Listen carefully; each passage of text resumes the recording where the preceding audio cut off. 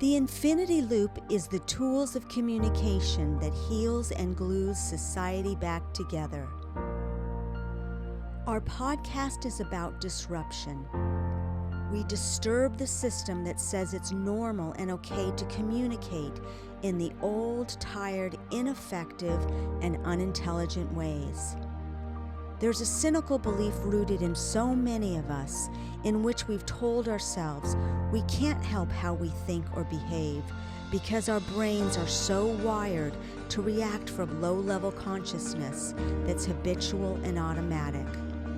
We're coming from our egos where they're running the show and not the infinity loop, where the ego is in a helpful place as a healthy sense of self, so it can help us be in our connected, abundant selves. We're saying by intentionally stepping into the infinity loop, we can affect every interaction we have and change the world. The Infinity Loop Group podcast is going to be about moving from the either-or to both-and way of thinking, where we transcend and include, as Ken Wilber teaches, in which we transcend the limitations of the old masculine and old feminine, but include what is healthy and helpful. What will emerge is a new, balanced, and integrated masculinity and femininity. The time has come where the divine feminine way of being is going to arise. We must learn from it as we let our old ways die, so a new human is resurrected and transfigured. That new human will truly change the world. This podcast is also about having a growth mindset, which hungers to love well while practicing elegant and intelligent self-care. We face our wounds, egos, and shadows in preparation to give this life everything we've got to make the world more connected and beautiful, because we're more connected and beautiful.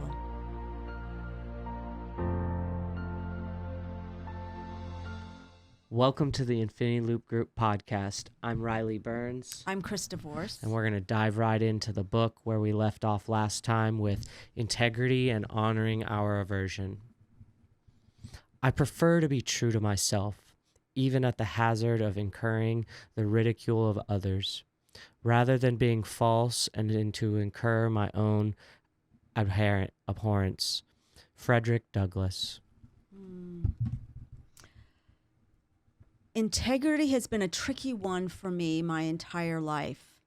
It's what I valued and longed for, but remained elusive. If integrity is defined by how we honor our internal yes or no, I've been inconsistent, to say the least.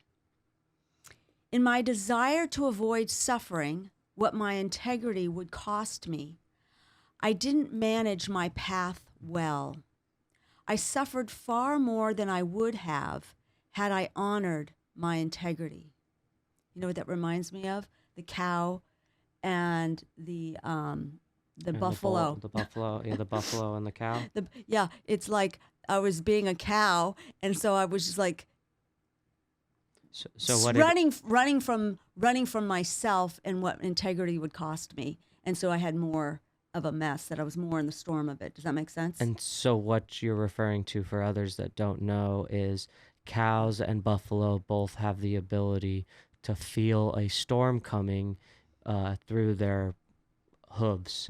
And so where a buffalo chooses to run towards the storm to have a shorter experience in it, but deal with the trauma of the storm sooner, where the cow runs from the storm and ends up spending about twice as long in the storm.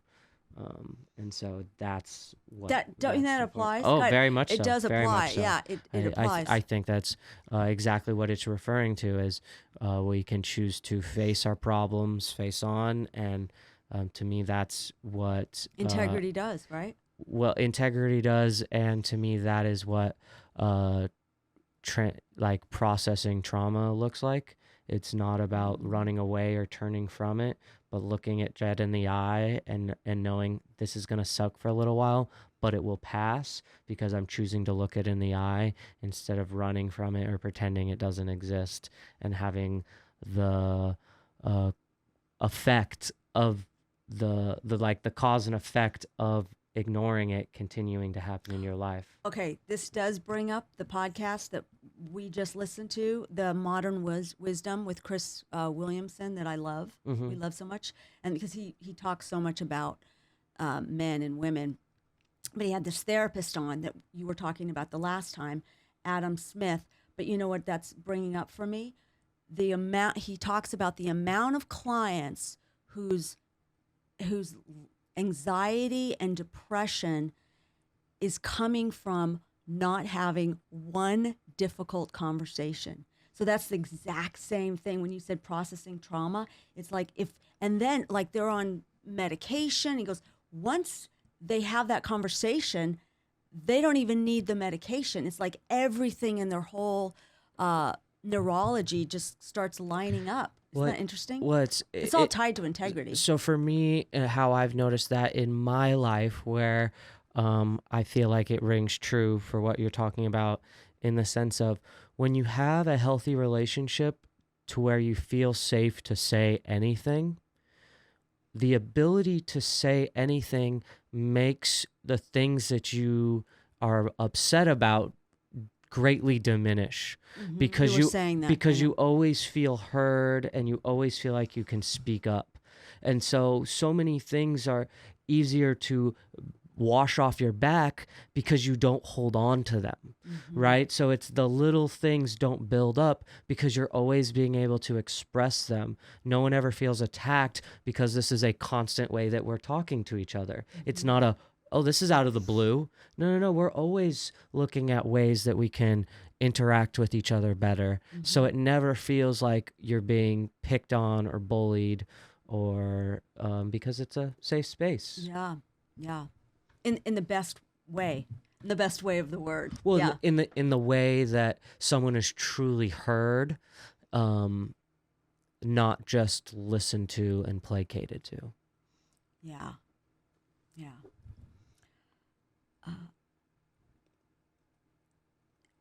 I recently woke up to an area of my life where I wasn't in integrity. A family member's choice to stand with someone who doesn't bring good into the world disturbed me, which is very interesting. I have changed my opinion about that. That I was under sort of the cultural narrative about who was good and who was bad. Well, I've actually changed my opinion. Well, we didn't really know any of our own truths about this person, right? Everything that we knew about this person when we were making our assessment was the projection of many other people's cultural decisions on this person. Instead of doing our own research and asking our own questions, does this person move in integrity? Maybe we don't agree with where they get it from or how they get there, but at least they come off as an honest person, or whatnot. Or at least are bringing up some interesting things that we need to see in society. Well, I would say. I would say looking at people black and white as good or bad. Right? It's like some people that we might morally disagree with can also have great ideas. Yeah. But the interesting thing of what it did do for me is I said to myself, I'm going to use my DNA to stand for what I believe. At that moment, it hit me where I wasn't in integrity.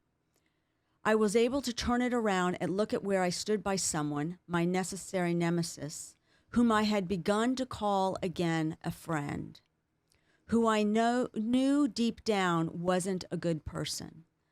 And when I say that, I can say that still to this day of qualities of what I would not call a good person is someone who is false and dishonest and manipulative, narcissistic, abusive. Like there were things that were very disturbing. So that's, you could go, well, what's the good? That's what I would call not a good person.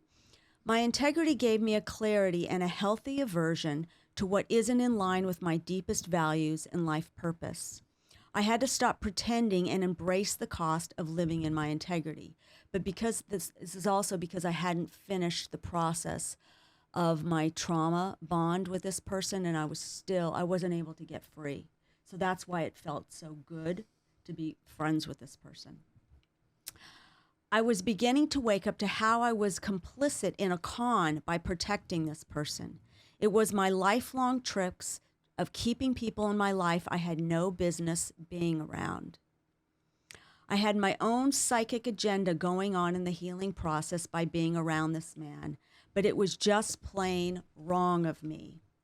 I tell myself I'm so strong by being able to be around these toxic people that I'll eventually get my power back, that I'm such a loving person and can help them change, blah, blah, blah. It's me trying to create a redo. It's my ego's way of trying to heal the trauma. But when I do that, I'm really weak. Integrity makes us strong. Standing alone makes us strong. Splitting from truth makes us weak. I'm not wired to look the other way under the guise of acceptance, forgiveness, and support. I tried it. I looked the other way and didn't stand in my own truth in favor of the crowd. An internal war was going on as I tried to suppress my own discernment in favor of politeness, belonging, and being quote-unquote loving. I thought I needed the love the group brings. And my shame shut down my discernment. This last time I got a big bounce. I chose integrity and honored my aversion to what wasn't right. My losses didn't feel like losses at all. I just went through something like this again, and it's exactly the same thing. Really strong aversion, and when that beautiful process, I didn't feel like there was any losses. It's just like grace, you know. I experienced energy, joy, lightness, and strength. It seems sad and silly that I ever hesitated. My capacity for self-deception humbles me. And that is something that I would say, to explain my process, I would say to people, to the best of my ability, knowing that I have a capacity for self-deception, which everybody does, this is how I see it, or this is what I see in myself, right? Integrity is a body experience that grounds me. I feel it in my body, just like aversion. When aversion serves, we feel it as a wake-up call. This is like the last chapters. We read Women Who Run with the Wolves, Dr. Estes, and talking about an instinctual nature that is able to pry things open and see things. We feel it in our bodies. When aversion serves, it feels like a wake-up call. We don't judge others for not being more ooey-gooey towards someone when our intuition tells us something doesn't line up. We don't judge ourselves for not being more ooey-gooey towards someone when our intuition tells us something doesn't line up. Meaning we don't go, oh, you shouldn't be thinking that. You shouldn't see that. That's what I call ooey-gooey. It's like, oh, that's not loving to think that. Like, no, we go, something is not okay. Someone is predatory, lacks empathy, or is unsafe. We need to learn what we need to learn, see what we need to see, process what we need to process to make sure we don't end up in the same situation again. We still take the second look that holds that person with their humanity and divinity, with compassion for where they are and what made them that way. But we don't need to make our bed with them. We don't need to be around people with whom we cannot fully be ourselves.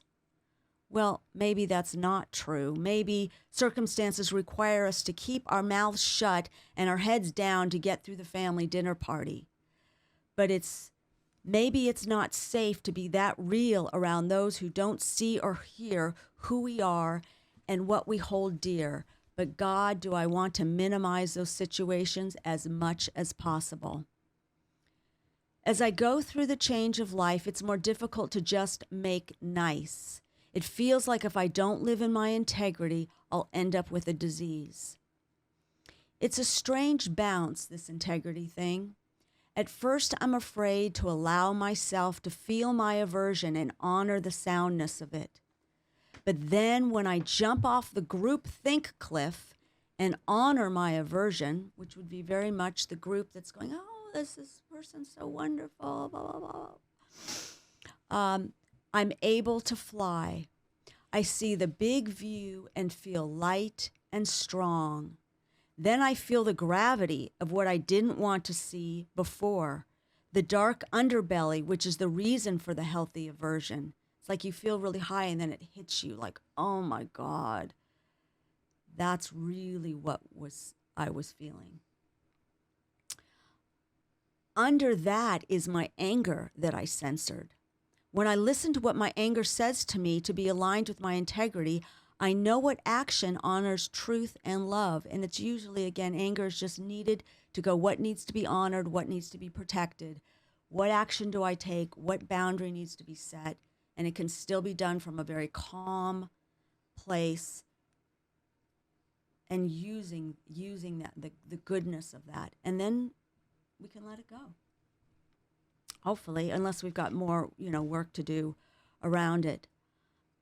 I feel the bounce, and that feels really, really good. We must honor our aversion, what is in line with our internal no or yes, to be women who run with the wolves. We also have aversion that isn't tied to our instincts or integrity, but comes from what we fear in ourselves that we see in another. That's when our integrity, our deepest yes to wholeness, woos us that it's time to kiss the leper.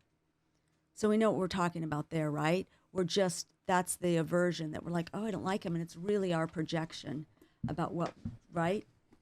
Our shadow, what we see is so disfigured in us, we don't like it in another person. Right. So you're talking about seeing the difference between or aversion and aversion. Yeah. There's the aversion that is a healthy aversion, and there's the aversion that's coming from the ego judger. Is that what you're referring to? Yeah. There's the aversion that is our instinct and our protector. And then there's the aversion that is the ego. And it comes from racism, it comes from misogyny, it comes from, right? Right. Hating people. You're saying that's the ego. The first aversion, yeah. All right, so let's dive into some of these great questions. Thank you. In what ways or areas of your life are you able to experience aversion as a message to your integrity? Do you have any examples you're thinking about in your life that you would want to share, or thinking of how you would coach somebody on that? Well, for me in my life, where this comes up is in the sense of when we fast. I find that the aversions are easier to process and hear, I guess. So many times our aversions can be drowned out by the monotony of our day-to-day life, or the things that chaos, dampen our sensitivity. Right. Being caught up in our own story, we are not taking in the signals of other people's stories that we are walking alongside with. And so to me, that's one of the reasons why I love the fasting so much, is because I feel like it is always refreshing that sensor in me, where it's opening up to more of the what am I not seeing, and being asked. It creates the environment inside my own body that allows the second look more naturally. Yeah. Well, okay. And when you mean this, because we usually the second look is like seeing them again, the respect, to hold their or would you say looking deeper? Maybe would you say looking deeper? Well, it can be both, right? Because the second look could be that we just missed something, right? And so we are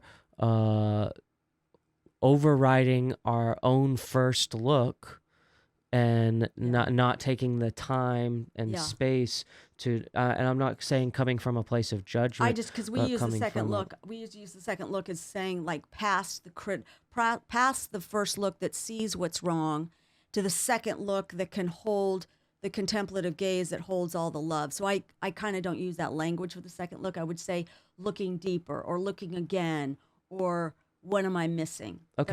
That's the only differentiation I would make around that language. Oh yeah, to go to a larger view, and so it's so many times we let things slip by. Yeah.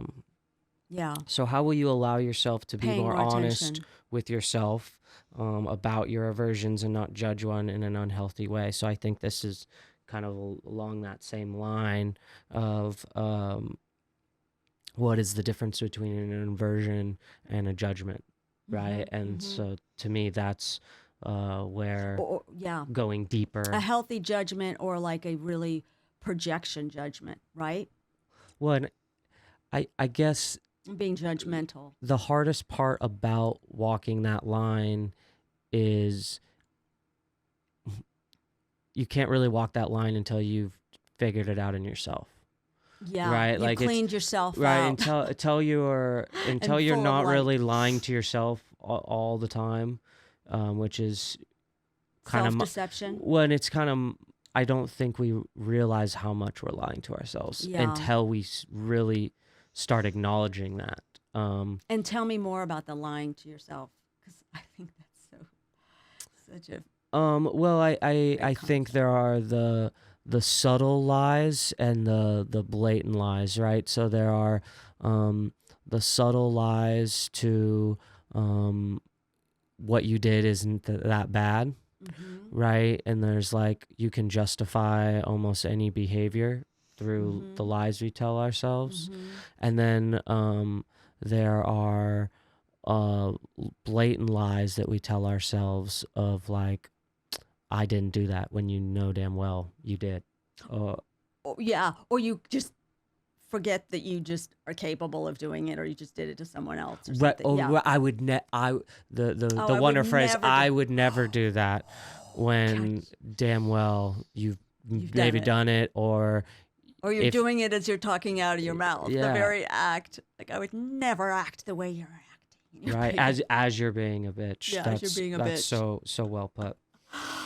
Okay, this is how will you build the reflect? I want to say something about that too. Yes, please. I think, there's a phrase that says, he who can walk has the power.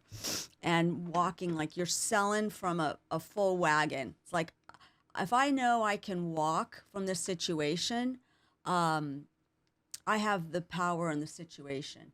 And I'm thinking about that. When you have that sense of great love affair with yourself, you don't have to lie about these other people, that these people are so, you don't have to lie to yourself and go, oh, they're just so wonderful, because you're coming from crumbs, and so you're hanging out with people that you're not aligned with.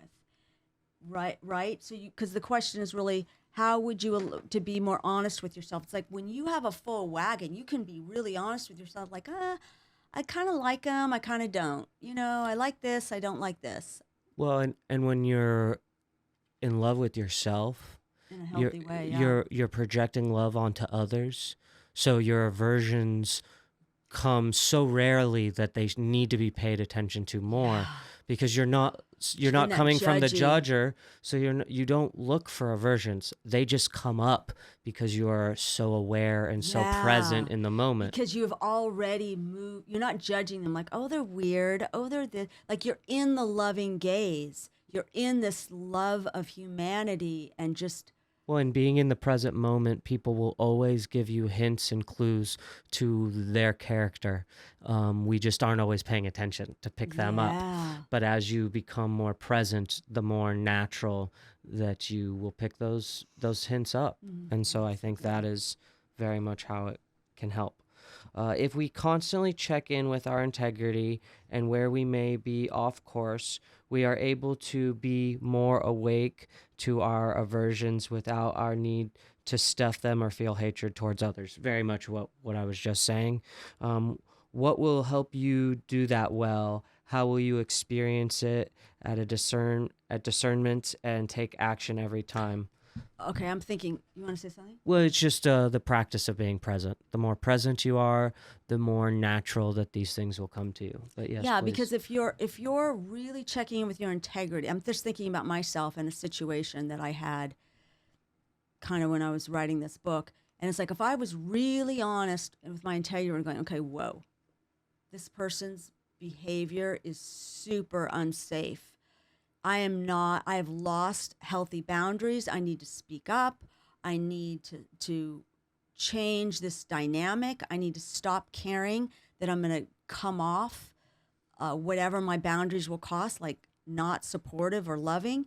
And so if I allow that, it's like all that freaking water or whatever you want to, what am I, just like the dam broke, then it's like so much judgment under there because you weren't I wasn't listening to what needed to be honored to begin with. I wasn't listening to my anger that was telling me to honor, to set some boundaries. So I is going to go to judgment. It's going to go, my gosh, So you're so it's like I have to make it worse. So you're saying with your when you don't listen to your healthy aversion and stuff it for so long, when that dam breaks of emotion, that you Then no the longer judgment comes. you no longer have the ability to have the healthy look. You go straight for the jugular in the most egotistical way of they're all bad, they're all whatever judgment, even if there is truth in that, you aren't coming from the healthy aversion. Is that kind of what you're saying? Uh, yeah, I mean, I would say it's easier to judge them. Yeah, I would just say it goes mm-hmm.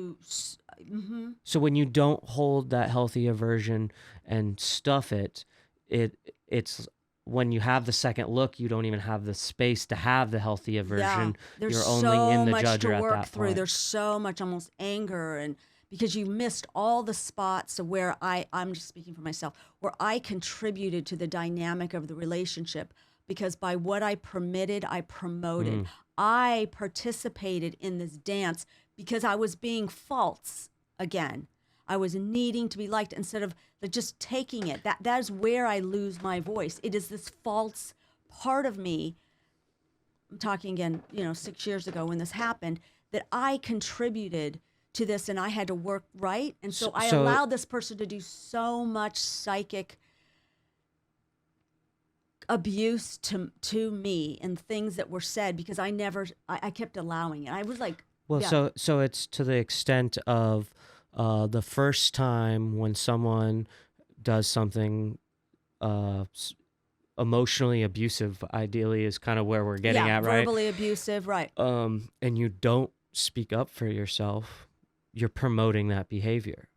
So every time after that, it's no longer even their fault for acting in that way. It is now that, because that's what you're saying. When you take the responsibility, you go, well, yeah, no, by not speaking up for myself, I've permitted and told this person that it is okay for them to talk to me this way. And that is why they continue, if not ramp up that amount that they talk to you because you didn't. And then, you break out and then you're no longer coming from the healthy aversion because you've permitted this bad behavior for so long. You're no longer leading. Wow. You're no longer the leader.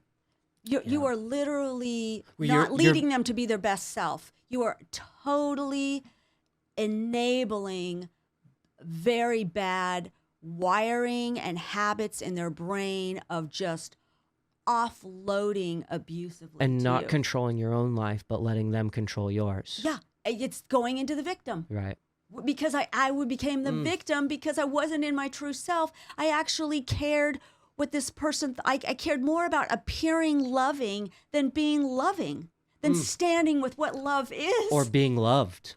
Right? Or You'd rather being appear loving while someone is not loving you. Yeah. But you cared more about the and doubting. Like reality. I was like, I remember they were just one time screaming at me these profanities because I said something like, how dare you say, and like, I had no idea what I just said or that I possibly said anything wrong. And I'm just apologizing. I'm like, sorry. And they're like, oh, okay. And I'm like, nobody should behave the way this person just did. It was such a psycho-traumatic response with no accountability. She didn't even apologize. And then it's just the cowardice in me. Again, it's like us, we have to look. And again, I'm in my 50s doing this when I did this. It's like we have to look at where we are not stepping into our power to create the life we want to live.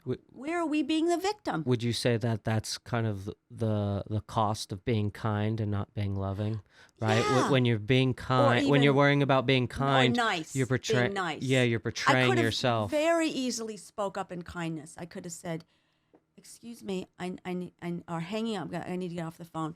I don't know what it said, but this is not okay. When you can calm down and not scream these profanities, I don't allow that. So that I think doesn't work for that's me. very appropriate for this question of, are there any situations in your life, like the family dinner party mentioned, where it doesn't feel safe or fruitful to speak up? How will you take steps to better boundaries or self-care in those situations? So, I mean, I think the example you were kind of talking about of how you could have done that differently in speaking your speaking up and speaking your truth. Yeah. I mean, and I'm just thinking about the family. I mean, there's people who they're in situations where they're just so tough, and you can't always speak up because it's going to create such enormous backlash. It's got to be done very strategically sometimes, right? I mean, Well, you see so that. yes, and also I think there is this misunderstanding or misrepresentation of the idea that speaking up is somehow giving them a piece of your mind, as if you know how they're supposed to live their life or you have the moral path. And that, I think, is very different. Yeah. So I think that I really want to express differently because I disagree with the idea that I don't think your parents or family will object to you creating healthy boundaries and speaking your truth. It's when that truth comes from a place of self-righteousness or all-knowing, and you then are projecting onto them. I think it's going to be a very rare and very unhealthy family situation that truly won't respect your boundaries if you express them in a loving way and aren't coming from that self-righteousness. Let me give an example. I'm just thinking about this. Okay, please. So back onto clarifying the infinity loop, which was that meeting about racism. So start off the meeting, and the question was, do you treat black people the same way you treat white people?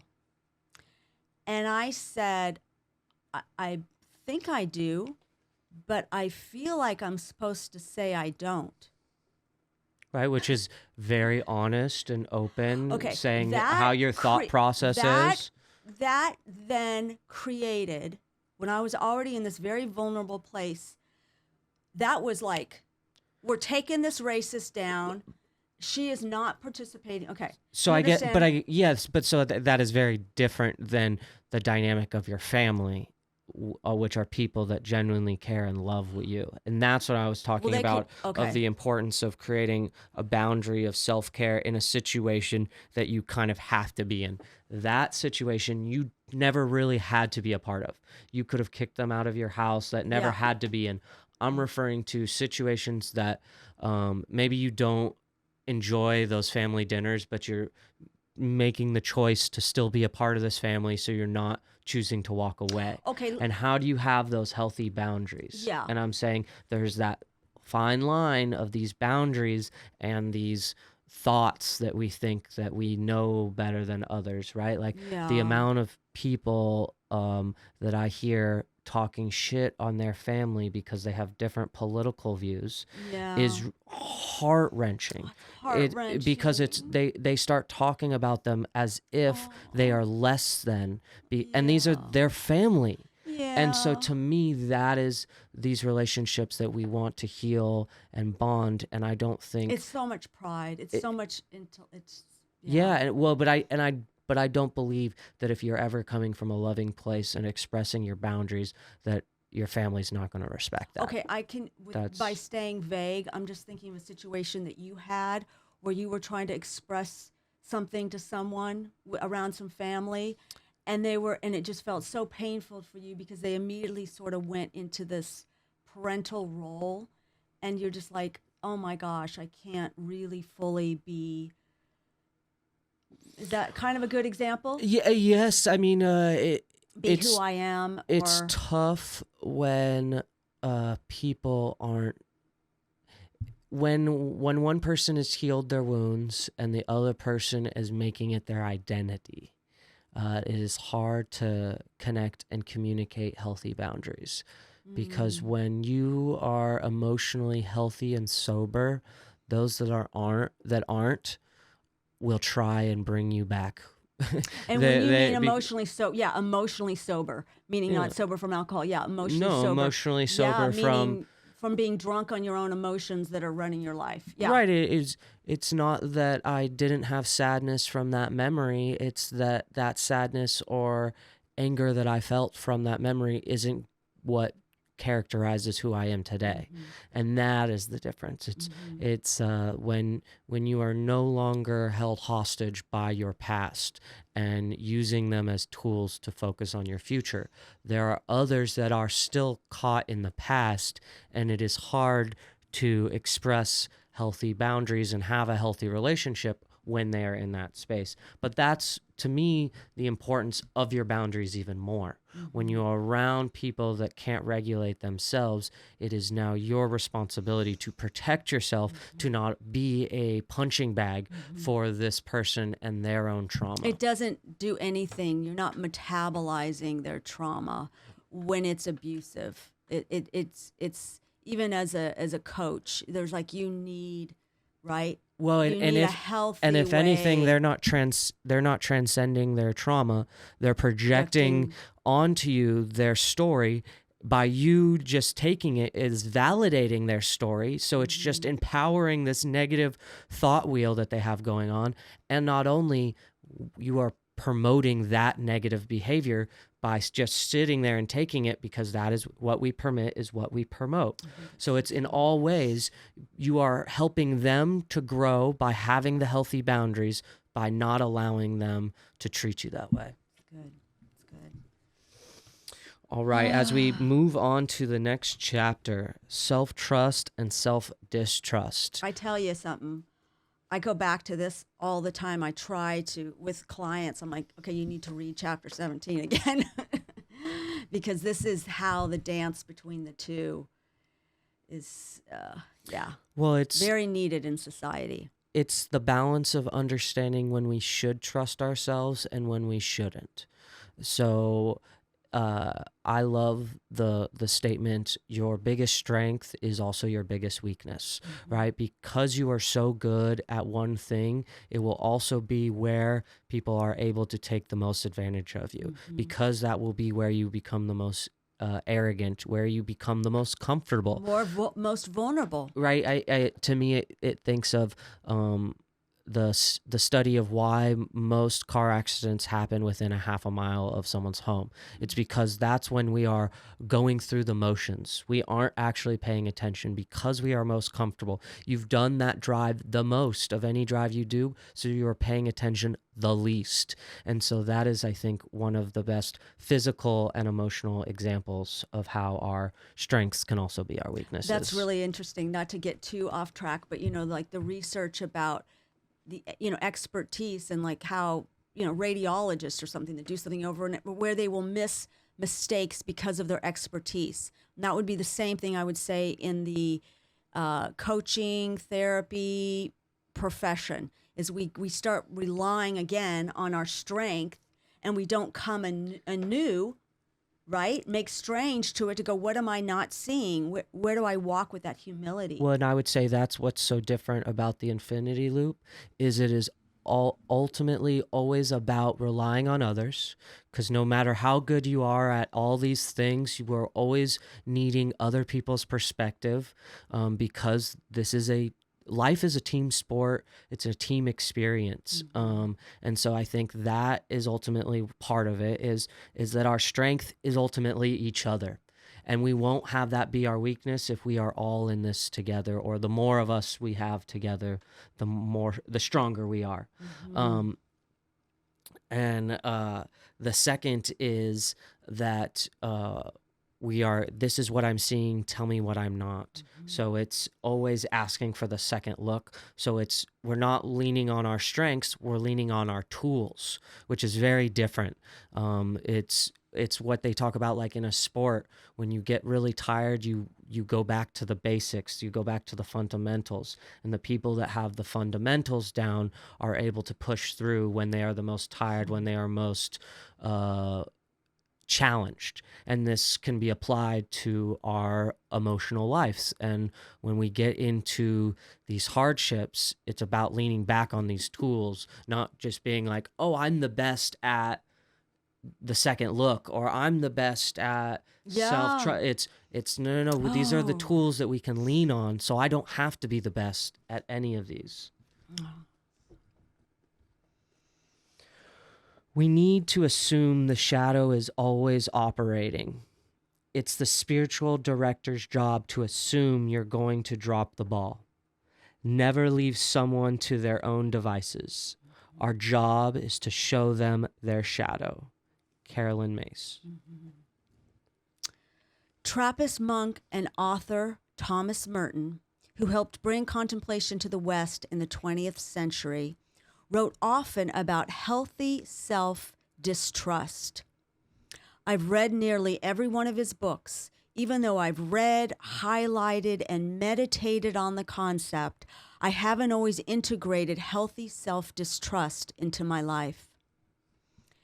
Because of our wounds, weaknesses, blind spots, and compulsions, we'll be drawn into situations that exacerbate our suffering, not the good kind of suffering.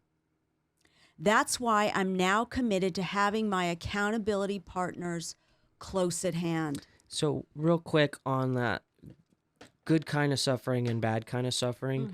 So for at least how I process that is, there is the natural suffering of being of the human experience. Yeah, like Buddha says, life right, is suffering. Right.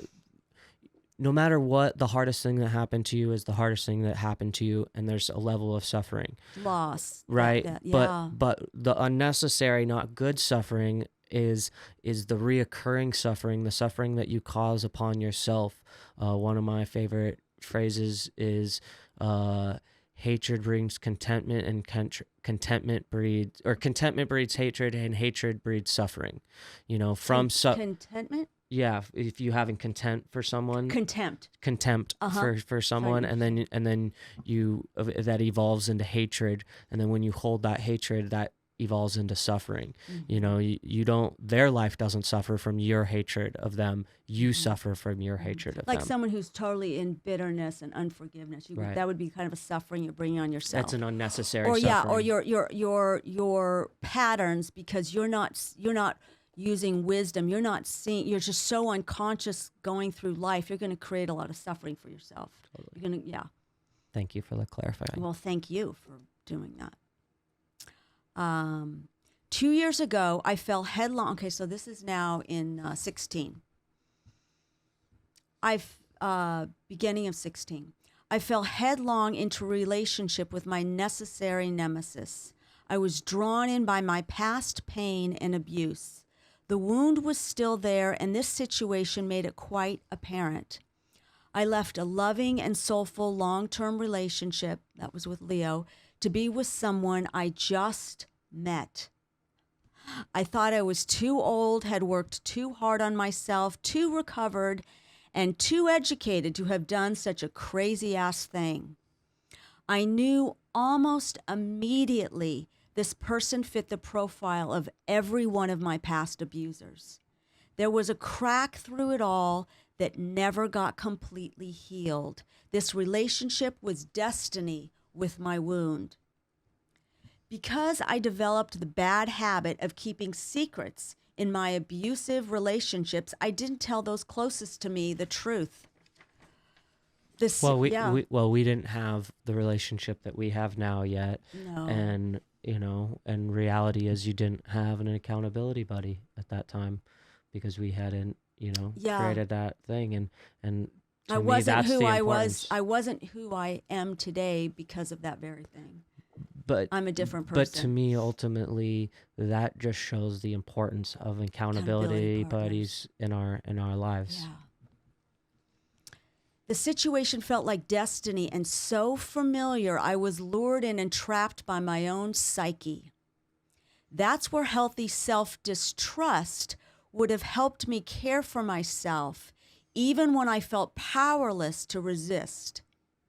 Had I had my agreement with my accountability partners, that I call my APs for short, in place, I would have disclosed to them, you know my past, my wounds, my patterns. I want to pursue this, and I need you to look out for me. They would have then said, all right, we'll talk every week. We want to know how you're treated and how you're treating yourself. That's it, man. And even before that, they would have asked me questions that would have broken the spell over me that made my body weak and weird. My APs are safe, astute, and love me to my death and beyond. They'll always be there for me, and nothing will break that bond. I could say that they're my destiny partners as they help me stay the course.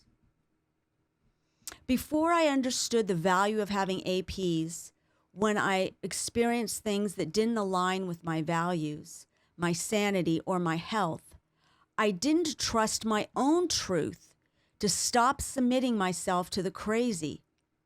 I listened to others as they would adore this man, even though they didn't have the inside scoop. Remember, I was hiding and protecting. I didn't practice healthy self-trust. So I did the opposite of what I should have. I trusted myself when I shouldn't have and didn't trust myself when I should have. Oops. The suffering finally won out, and I got free from my illusions and confusions. Lots of learning, but lots of trauma to heal from.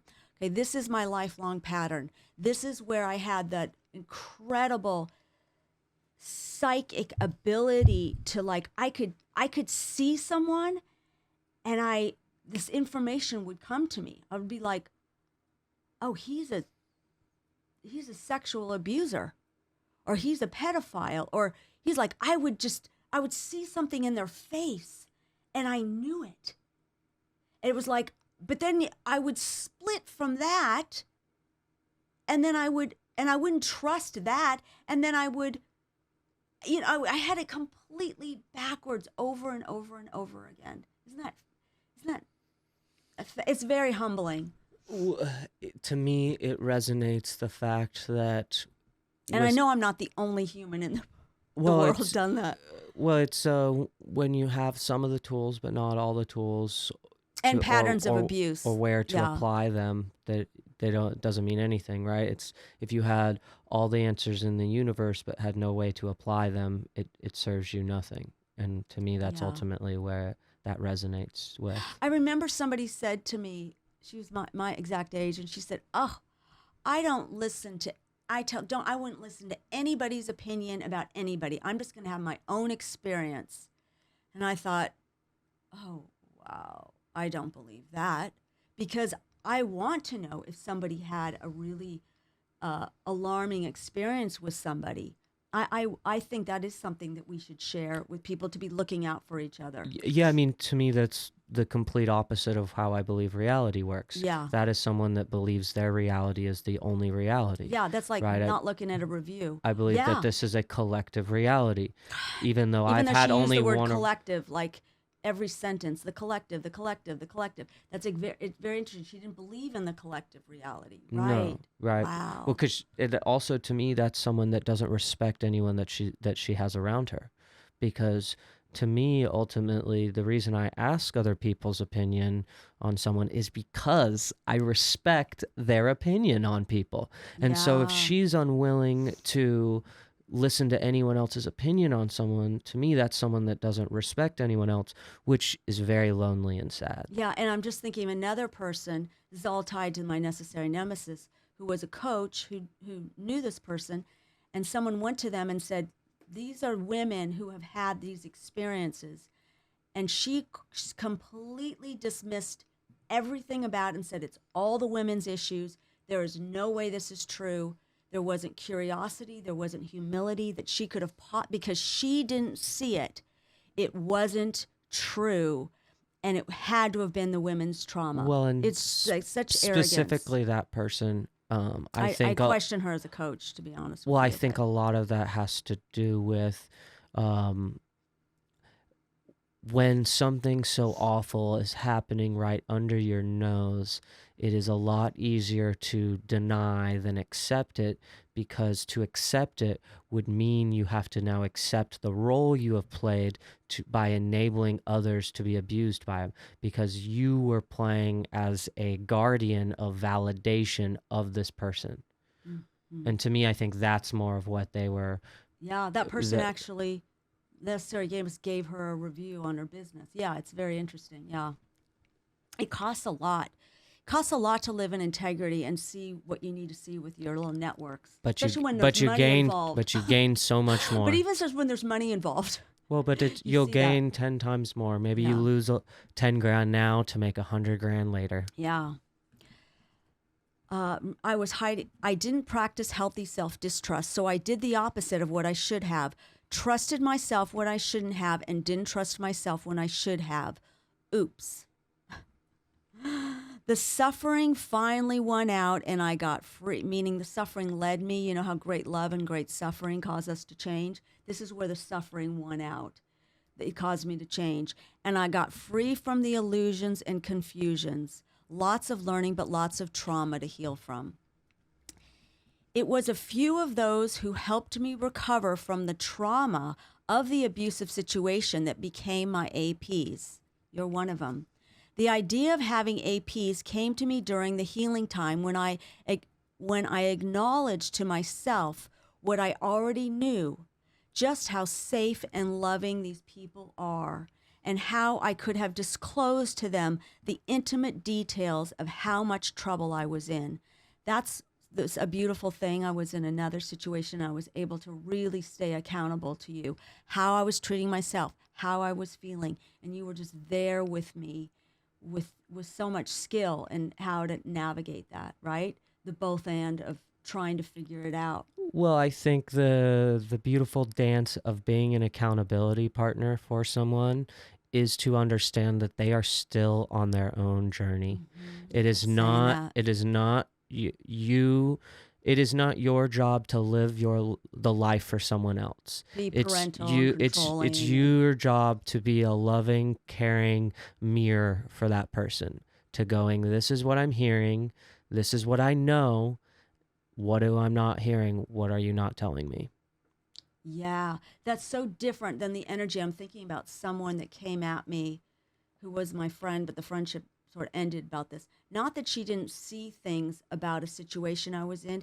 She came with such like cultic control of judgment. Like, are you doing this again? Are you there? Are you with? Well, because she was judgy for your mistakes. And she couldn't control. She was coming from her own disturbance was so great.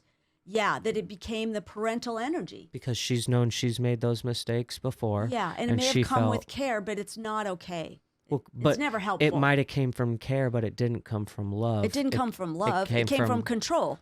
And projecting. Yeah, and projecting. Just how safe and loving these people are. They would have been the ones to keep me from the abusive situation to begin with. The truth is, I pretended and was secretive in part because I was so ashamed. Oh my God. That's what I even did with the cult. When I was 18, I remember, oh my God. It's because it's like in 2 weeks, I'd spent all this time with her over the summer. And there's like almost in 2 weeks, you go, you're completely brainwashed, and then the abuse comes out, and it's just this flip.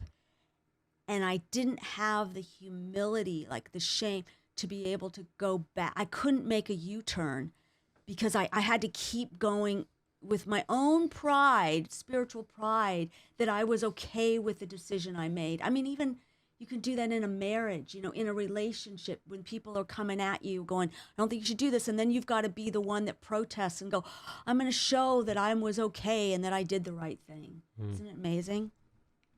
Yeah, we can dig ourselves so much deeper by committing to a bad choice And out of pride. instead of being humble To make a U-turn and to go, you know what, around. you were right. You were right. You were Or- right. You were right. You were right. You were right. or turning around and going, I need your help. I need your help. You know know? what I'm messed up.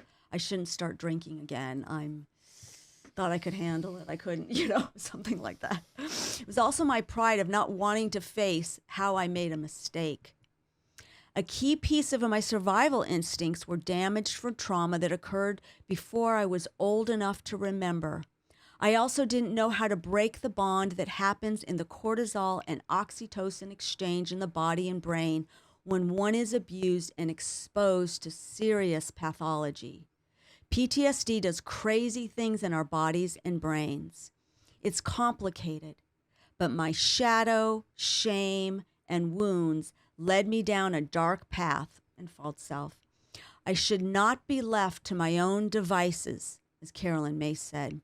We need each other in a safe, she does work on the archetypes, so she does deep work of like really shadow work of going into seeing your patterns. It's like, it's about patterns. We live in patterns, right? Mm-hmm. We need each other in a safe way to help us see where we're squandering our divine inheritance. I try to tell my APs everything when I feel tempted to do something stupid, so tempted it feels like an alcoholic who wants to drink. I reach out and tell them the thought that took over my brain. I come to my senses, but it's a scary place until I'm back. I come to my sanity, but it's a scary place until I come back to my senses. If they're the right APs, you'll never feel shame for your struggles. That's the difference. You'll never feel shame.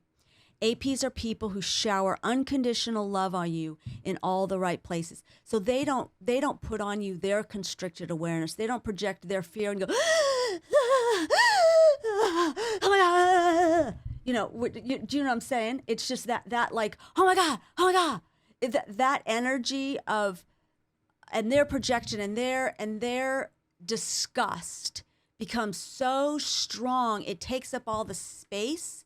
It's so black and white. It becomes about them, no longer about you. Yeah, and it ends up you almost kind of going, they're a little off.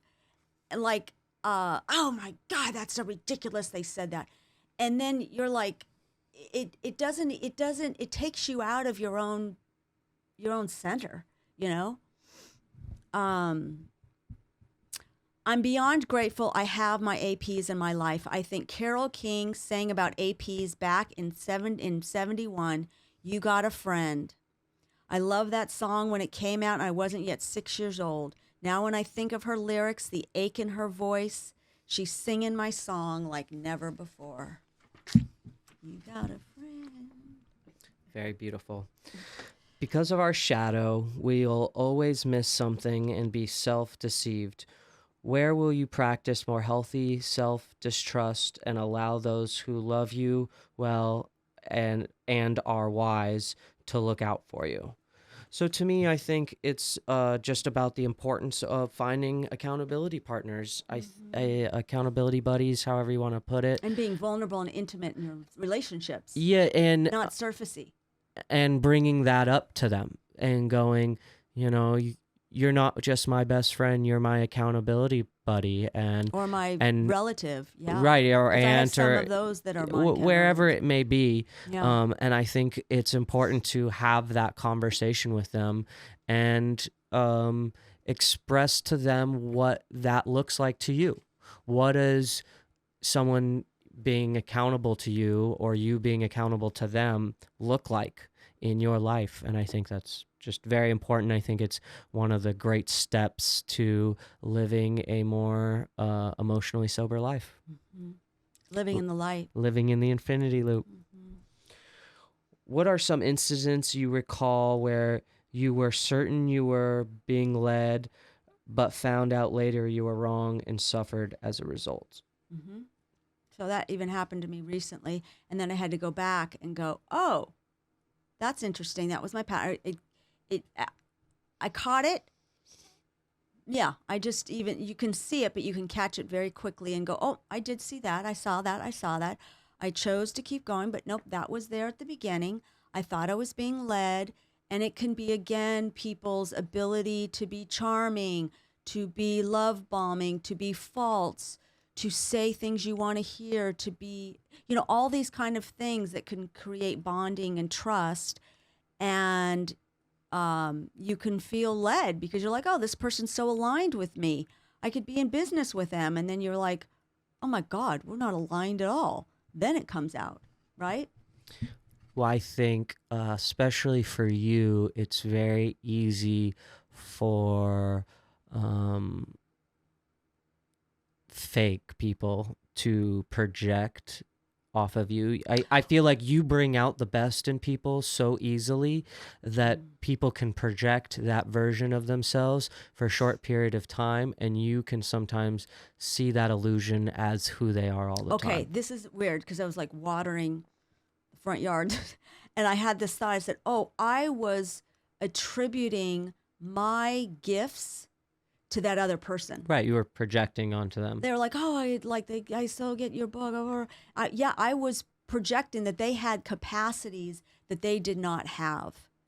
Right, it's true. I was projecting my golden shadow, which we're going to talk about, that I was disowning, and when I realized that was not, that relationship should not move forward. Isn't that interesting? That's when I was like, I should be doing the podcast. It was like I was not walking in my own power, which I could say over and over again, projecting my golden shadow on all these other people that I was looking to support and attributing skill and heart and capacity and alignment that wasn't there because I was not not inhabiting my own gifts. Yeah, you were seeing them in others and not seeing them in yourself. Yeah, to the fullest degree of what I should be doing with my life. Yeah. And what will help you stop doing that?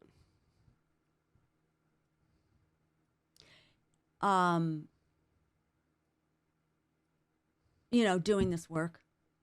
Right, it's a continuous practice. I mean, it's so weird. It's like, I read this book, I go over this book, but it's like just doing this podcast like this and sitting, and we talk about this all the time, but I have changed. This is our 8th. It's like, I'm not the same person I was a week ago because it's like this work is just working me I mean, the gift the gift that this was, I just like, this was just given to me. It's synthesizing so many different teachers and then all these experiences I had and my whole entire life, but it was just given to me, this infinity loop. And it was given to both of us.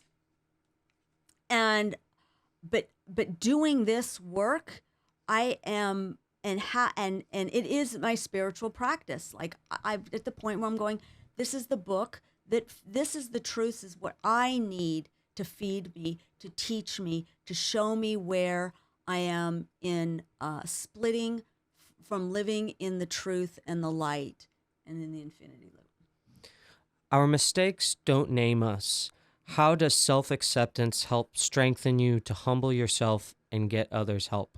Mm-hmm, mm-hmm. Okay, I would just say again, when the self-acceptance is the opposite of the unhealthy shame that says it's not okay to choose the humble path. Like as much as I'm humbled, I'm not ashamed. I don't feel I don't feel the shame. I feel the humility feels really delicious to me. It's like, that's a safe place. It's like humble. you're close to the ground, you can't get knocked down too much. It's the childlike, it's the groundedness, Well, it's the curiosity. the mistakes we've made in our lives don't shame us, but humble us.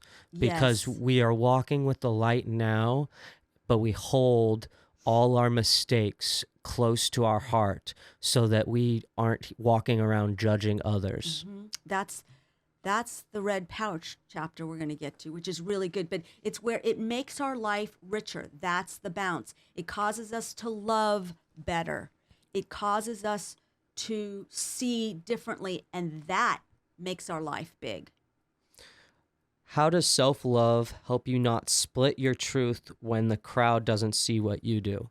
And so this, I guess, would be kind of talking back to the friend who was talking about not pretty much trusting anyone's opinion, only trusting themselves.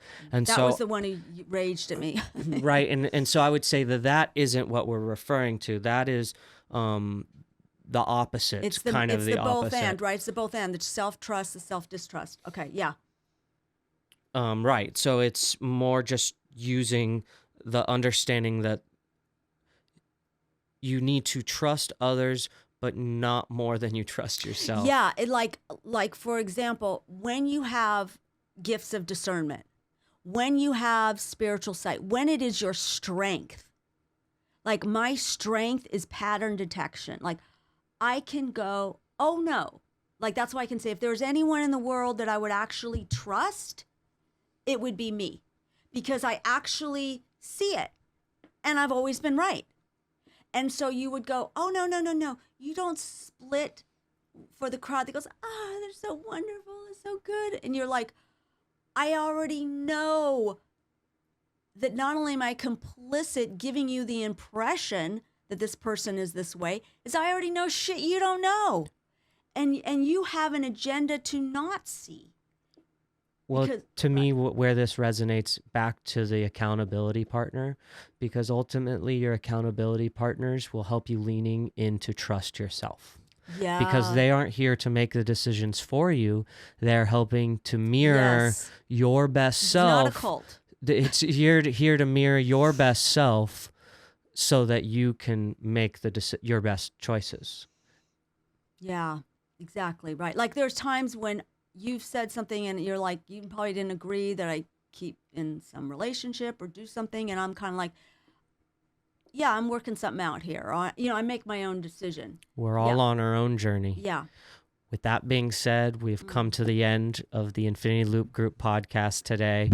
Thank you so much for joining us. Please rate, view, and subscribe. Share this information with all those that need it. We're here to help in any way we can. I hope you have a blessed rest of your day. Bye-bye.